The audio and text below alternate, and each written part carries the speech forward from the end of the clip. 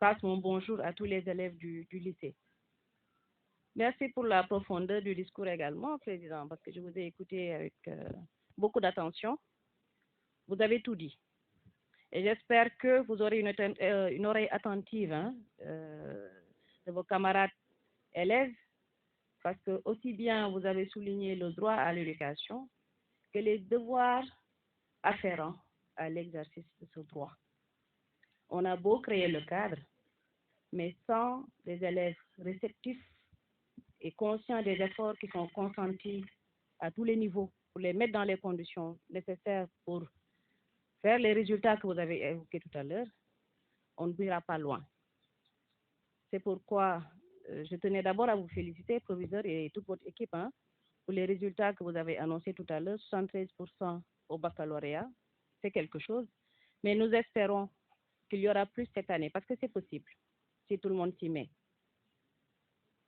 Également, vous dire que les devoirs qui sont inhérents à l'exercice de ce droit, comme le civisme, vous l'avez dit, la discipline, la rigueur dans le travail, sont des éléments, des condiments nécessaires à la cuisine de votre réussite.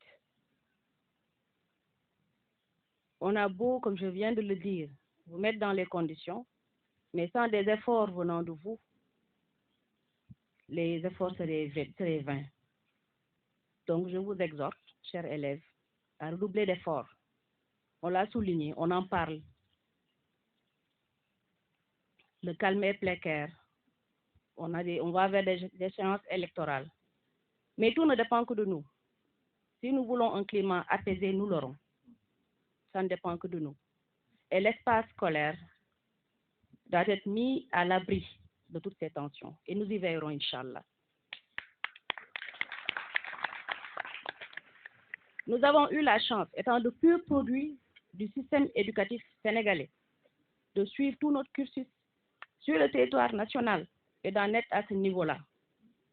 Et c'est la même chose que nous souhaitons à nos jeunes frères et sœurs que vous êtes. Donc nous nous emploierons à préserver la paix et la stabilité dans tous les secteurs, mais spécifiquement dans le secteur de l'éducation, afin qu'on puisse avoir une jeunesse formée, forgée et prête. Le secteur de l'éducation est un secteur central. Moi, je me rappelle, étant élève, nous avons eu la chance d'être invités à l'ambassade du Japon. Lorsqu'on projetait les vidéos, ce qu'on nous a montré, au lendemain de la guerre, lorsque le Japon était en proie à la désolation, l'une des premières instructions du Mikado, c'était de renvoyer les élèves à l'école. Et les salles de classe, ce qui faisait office de salle de classe, il y avait des débris tout autour.